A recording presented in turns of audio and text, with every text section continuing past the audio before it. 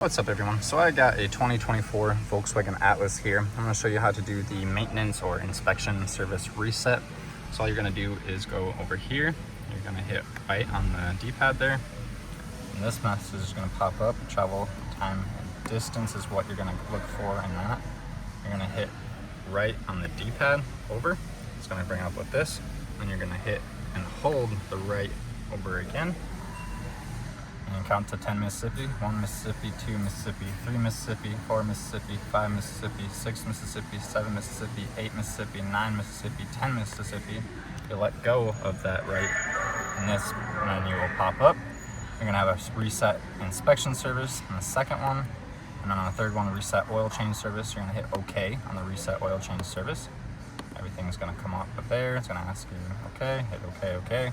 And this is gonna pop up again, so you're gonna hit and hold the right directional, hit and hold. Once it pops this message up, again 10 Mississippi,